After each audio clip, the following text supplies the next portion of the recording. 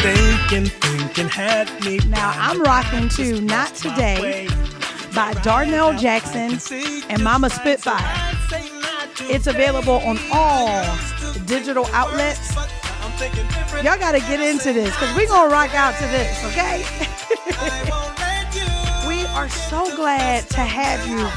Hey! Just thinking about this double 20 year. Folks were hype, talking about this, that perfect vision year. But all I see and hear is destruction. Death drives, lost divorces, racism, and politicians bugging. All right. Yes. You know, I get hype. You know what I'm saying? It's all kinds of music, all types of music. Okay? I get hype all the time because y'all know that I'm always on 25. But it would help if I turn the music down so I can talk and you can hear me. So when I talk, you can hear me. How about that? But welcome to the 30-day How I Faithed It Over challenge. I know I've already welcomed you once. I'm welcoming you twice. And you know, what is it Baptist? The Baptist folks say, and I welcome you 3 times for the Holy Ghost. So welcome again. Are you enjoying this?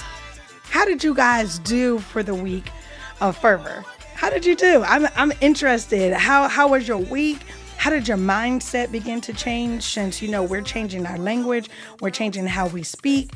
So whenever you change how you do something, everything begins to change, especially when you start with your speech, right? So if I saw something negatively and now I'm looking at it positively, then that's going to have a positive effect on my life. So now that we have, and I'm going to say this entire challenge, now we have the mindset that faith is not currency.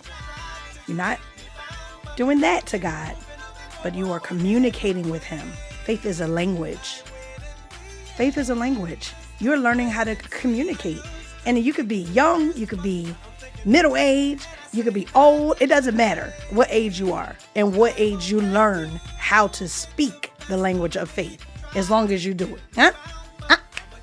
So that's why we're doing this 30-day Hifio challenge, How I Faithed It Over. Okay? We're doing this challenge because we want to speak clearer, right? We want to have clearer directions or directives from the Father, right? We want to be able to hear from Him clearly. So I have to know how to communicate with Him.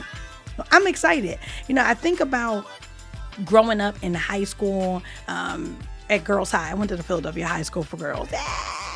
Shout out to 241.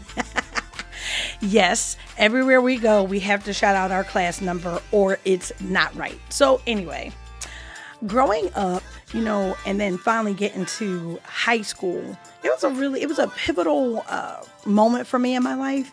You know, I think it's not really where I found myself, because I believe that when you get to college, you really begin to find yourself. But I will tell you that it was eye-opening for me. You know, it was one of those things where I had to decide, was I going to be hot or was I going to be cold? Right? Was I going to be hot or was I going to be cold? In the book of Revelation, it's very clear, right, that our works are already known. Right? We're either going to be hot or we are going to be cold. We can't be lukewarm. You can't be lukewarm because we'll get spit out. I'll spew you out. Like, it's a big deal, okay? Not to be lukewarm. So we have to choose. And for me, when I was in high school, I was choosing a little bit of both. A little bit of hot, a little bit of cold. And then I was lukewarm. And Jesus was like, peace.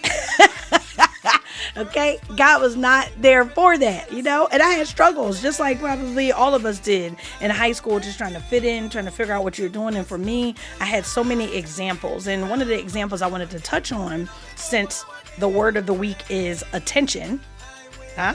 You thought I was going to forget? I'm not going to forget. The word of the week is attention. And when I was in high school, I had joined a choir. Shout out to my cousin, John Payton.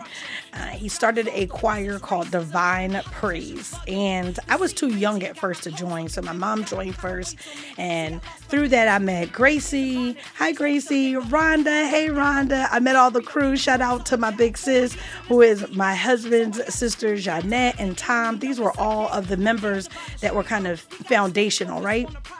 And I joined when I was 13 because I had a big voice, and so I was allowed to join. Now, most of the time, I think you had to be 16 or something like that. You had to be at least a teenager and be able to, go out and minister.